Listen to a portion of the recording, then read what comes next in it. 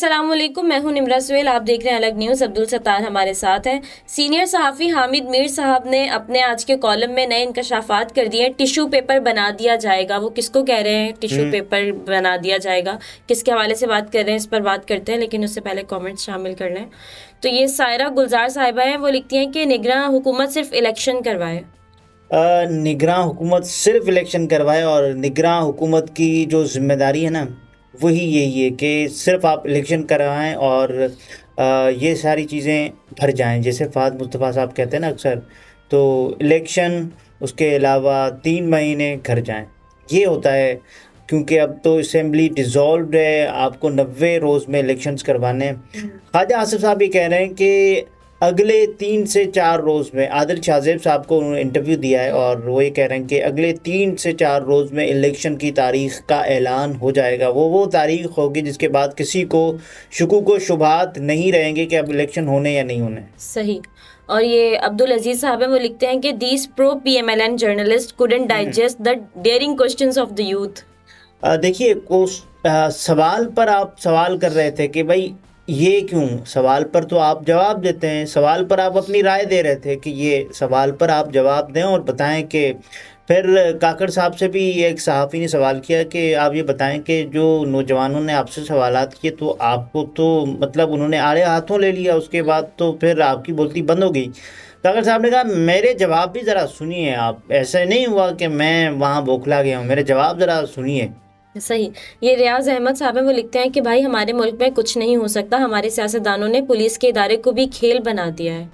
دیکھیے پولیس کا ادارہ اب سیاستدانوں کے ہی ہاتھوں سے چلتا ہے، اور 1861 کا پولیس ایکٹ پاکستان میں ہے۔ 1947 میں ہم آزاد ہوئے ہیں، لیکن اس سے پہلے کا یہ پولیس ایکٹ چل رہا ہے، جس میں کچھ ترامیم ضرور ہوئی ہیں، لیکن ابھی بھی وہ پولیس جس کو ہمارے ملک میں ہماری ترامیم کے حساب سے ایک آزاد ہونا چاہیے، نہیں ہے۔ سیاسی اثر و رسوخ کا استعمال کر کے لوگ پولیس کو اپنے ہاتھوں میں لے لیتے ہیں اور پولیس کی کمان ان کے ہاتھوں میں ہوتی ہے۔ بہرحال حامد میر صاحب نے ایک شاندار کالم لکھا ہے، وہ کہتے ہیں کہ ٹیشو پیپر بنا دیا جائے گا۔ 4 سال پہلے وزیر اعظم ہاؤس میں کیا ہوا تھا، یہ حامد میر صاحب نے لکھا ہے، اور انہوں نے کہا ہے کہ ایک صحافی دوست بہت دنوں کے بعد ملاقات کے لیے آئے۔ یہ صحافی دوست کون ہیں اس کے بارے میں ہم نہیں جانتے۔ اچھا کافی دیر تک ملک کی سیاست پر گفتگو کے بعد اٹھتے اٹھتے بیٹھ گئے، وہ جا رہے تھے کہ بھئی میں تو جا رہا ہوں، لیکن بیٹھ گئے، کوئی بات یاد آئی، انہوں نے کہا اور یاد دلایا کہ آپ کو 4 سال پہلے وزیر اعظم ہاؤس میں عمران خان کے ساتھ ہونے والی وہ ملاقات یاد ہے۔ یہ 4 سال پہلے کی ملاقات کی بات ہو رہی ہے، جس میں آپ کے ایک جملے نے سارا ماحول بدل دیا تھا۔ وہ جملہ کون سا ہے؟ میں نے پوچھا کون سی ملاقات؟ دوست نے کہا کہ وہی ملاقات جس میں ہمارے کچھ ساتھی ٹی وی اینکر اور کالم نگار عمران خان کو اسرائیل کے ساتھ سفارتی تعلقات قائم کرنے کے مشورے دے رہے تھے۔ خان صاحب خاموشی سے یہ مشورے سنتے ہوئے بار بار آپ کی طرف دیکھ رہے تھے، لیکن اس دن آپ بھی خاموش تھے۔ پھر خان صاحب نے آپ کی طرف دیکھ کر کہا کہ جی حامد آپ کیا کہیں گے؟ آپ نے خان صاحب کے سر کے اوپر لٹکی ہوئی ایک تصویر کی طرف اشارہ کر کے پوچھا کہ مسٹر پرائم منسٹر، یہ جس کی تصویر آپ کے اوپر لٹکی ہوئی ہے یہ بڑا لیڈر ہے یا آپ بڑے لیڈر ہیں؟ خان صاحب نے سر گھما کر اوپر دیکھا اور کہا کہ قائد اعظم محمد علی جناح ہم سب کے لیڈر ہیں۔ جس کے بعد آپ نے کہا کہ قائد اعظم کے پاکستان میں صرف قائد اعظم کی پالیسی چلے گی، آپ کی یا میری پالیسی نہیں چلے گی۔ پھر خان صاحب نے یہ کہہ کر ساری بحث ختم کر دی۔ عمران خان صاحب کا ایک مشہور زمانہ جملہ ہے نا اسرائیل کے حوالے سے، وہ یہ کہتے ہیں کہ اسرائیل کے حوالے سے جو پاکستان کی پالیسی ہے وہ پالیسی ہے جو قائد اعظم کی پالیسی ہے۔ تو پاکستان جو ہے وہ قائد اعظم کے موقف پر ہی قائم ہے جی۔ اور اس کے بعد آپ یہ دیکھیں کہ وہی جملہ یہاں بھی عمران خان صاحب نے پہلی مرتبہ غالباً دہرایا، مارچ 2019 کی یہ بات ہو رہی ہے، اور اس کے بعد سے عمران خان صاحب کا یہ جملہ آج تک مشہور ہے۔ انہوں نے کہا کہ اسرائیل پر میرا وہی موقف ہے جو قائد اعظم کا موقف تھا، میرا دل اسرائیل کو تسلیم کرنے کے لیے نہیں مانتا۔ دوست نے خان صاحب کے ساتھ ہونے والی گفتگو یاد دلا کر پوچھا کہ اگر عمران خان اسرائیل کے ساتھ تعلقات قائم کر لیتے تو کیا ان کی حکومت ختم ہوتی؟ یہ کہا عمران خان صاحب کی حکومت کے حوالے سے. میں نے اپنے دوست سے کہا کہ آپ وہ حالات یاد کریں جن کے تناظر میں عمران خان کے ساتھ اس ملاقات کا اہتمام کیا گیا تھا. یہ ملاقات مارچ 2019 میں ہوئی تھی اور 26 فروری 2019 کو بھارتی ایئر فورس نے پاکستان کے علاقے بالا کوٹ پر بمباری کی تھی. اور یہ وہ بمباری ہے جس کے بارے میں بھارت یہ اکثر کہتا رہا کہ ہم نے پاکستان میں سرجیکل اسٹرائک کی ہے, جس کے بعد ہم نے دیکھا کہ انہوں نے ہمارے جو درخت ہیں ان کو شدید نقصان پہنچایا. آپ یہ دیکھیں کہ سب سے پہلے وہاں بالا کوٹ جانے والے اینکر ارشد شریف صاحب تھے, جنہوں نے وہاں سے لائیو کوریج کر کے یہ دکھایا تھا کہ بھارت نے بالا کوٹ میں صرف ہمارے درخت جو کہ پاکستان کا سب سے بڑا اثاثہ ہیں, وہ ہمارے درخت بھارت نے ضرور ان کو نقصان پہنچایا ہے. اس کے اگلے روز بعد ہم نے یہ دیکھا نا کہ 27 فروری 2019 کو بلکہ اس کے بعد 27 فروری 2019 کو ابھینندن صاحب جو برآمد ہوئے تھے اور کہا تھا کہ بھائی میں ٹیز فنٹاسٹک اور دل کی دہلیز پر آؤ کبھی دشمن کی طرح ہم تمہیں چائے پلائیں گے ابھینندن کی طرح, یہ کہا تھا پاکستانیوں نے. اور اس دوران یہ اطلاعات آئی تھی کہ اسرائیلی طیاروں نے راجستھان کے راستے پاکستان کی ایٹمی تنصیبات پر حملے کا منصوبہ بنایا تھا, لیکن پاکستان ایئر فورس کے جانبازوں نے بھارتی ایئر فورس کا جو حشر کیا, اس کے بعد اسرائیل کو حملے کی جرت نہیں ہوئی. اس دوران جنرل قمر جاوید باجوہ نے میرے سمیت کچھ دیگر صحافیوں کے ساتھ یہ گفتگو شروع کی کہ ہمیں اسرائیل اور بھارت کا اتحاد توڑنے کے لیے اسرائیل سے بات چیت شروع کرنی چاہیے. باجوہ صاحب نے کہا تھا حامد میر صاحب کو. اس وقت باجوہ صاحب کا یہی موقف تھا کہ ہمیں اسرائیل کو تسلیم کر لینا چاہیے. نہیں, انہوں نے کہا کہ ہمیں بھارت اور اسرائیل کا جو اتحاد ہے اس کو توڑنے کے لیے اسرائیل سے بات چیت شروع کرنی چاہیے. باجوہ صاحب چاہتے تھے کہ میڈیا اس بحث کا آغاز کرے, لیکن میرا موقف تھا کہ بحث پارلیمنٹ میں ہونی چاہیے. بہرحال انہوں نے ہی عمران خان کے ساتھ میڈیا پرسنز کی ملاقات کا اہتمام کیا, یہ باجوہ صاحب نے کیا. اور اس ملاقات میں عمران خان نے اسرائیل کے ساتھ تعلقات قائم کرنے سے صاف انکار کر دیا تھا. خان صاحب کا یہ تھا کہ میں اسرائیل کے ساتھ کسی بھی قسم کے تعلقات نہیں رکھوں گا. ملاقات ختم ہونے کے بعد مجھے ایک اہم ادارے کے ترجمان کا فون آیا, یہ حامد میر صاحب کہتے ہیں, اور انہوں نے کہا کہ وزیر اعظم کے ساتھ ہونے والی گفتگو آف دی ریکارڈ تھی اور اس کو آپ شیئر نہیں کر سکتے, اور آپ وزیر اعظم کا کوئی جملہ رپورٹ نہیں کریں گے. عمران خان صاحب کے کافی جملے تھے نا اس میں کہ میں اسرائیل کا جو موقف ہے قائد اعظم صاحب کا وہی میرا ہے, اور میں اسرائیل کو کبھی بھی تسلیم نہیں کروں گا, اس طرح کے.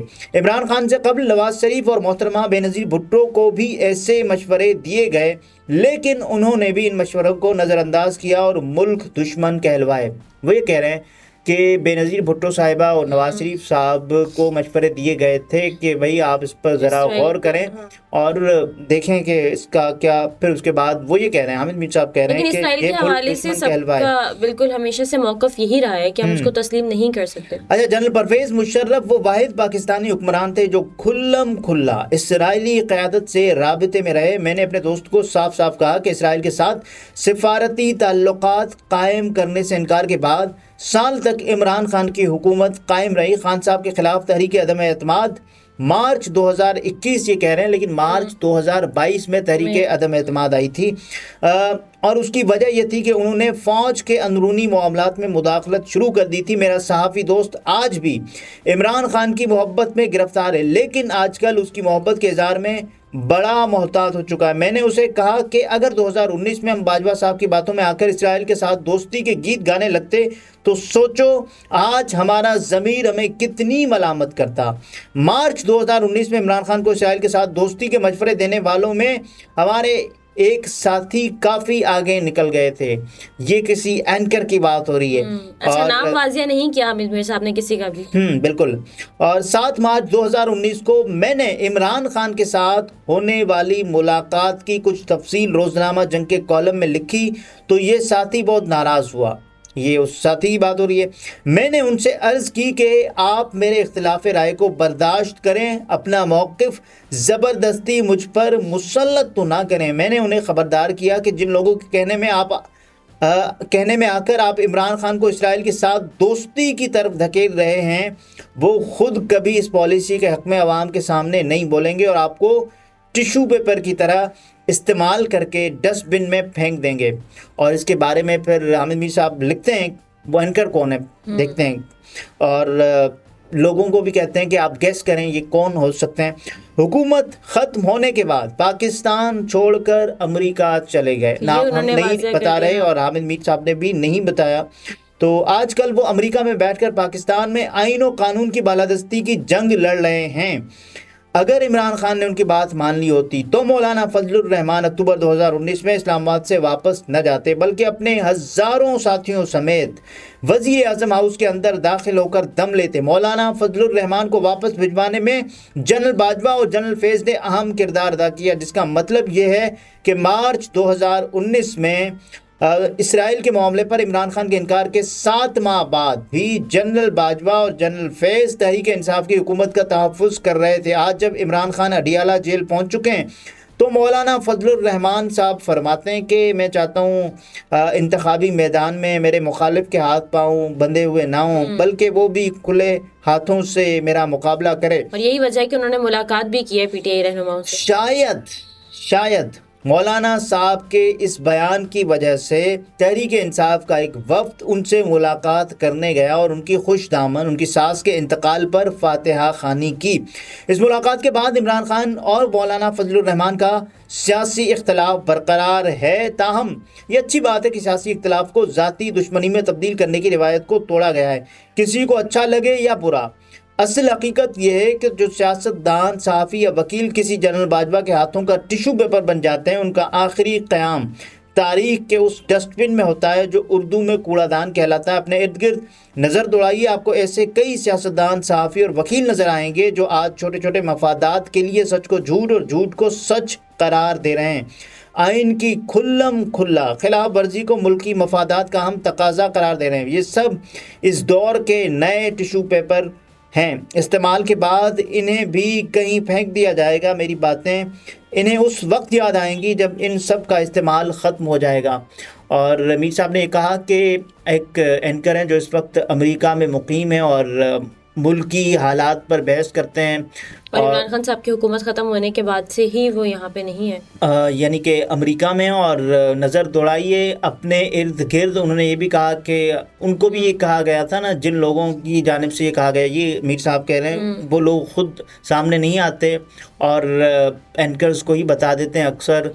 तो अब वो ये कह रहे हैं कि नए दौर के जो टिश्यू पेपर्स हैं उनको तलाश करें अपने इर्द गिर्द और देखें कि वो कौन है जो इस वक्त सरे तस्लीम खम हुए हैं और हर बात हाँ में हाँ, जी हाँ हुजूर आपका। वो कहते हैं इस तरह टिश्यू पेपर की तरह उनको भी इस्तेमाल करके फेंक दिया जाएगा कूड़ेदान में, डस्टबिन में, वो ये कह रहे हैं। और अब देखते हैं नए दौर के टिश्यू पेपर कौन है। अब अच्छा, उस एंकर के बारे में नाजरीन क्या सोच रहे हैं, उनकी नज़र में या उनके ख्याल में ये कौन है जो कि अमेरिका में है, जिसके बारे में हम भी साहब बात कर रहे हैं। नाम नहीं लिया, हम नाम नहीं बता रहे, तो आप गेस करें।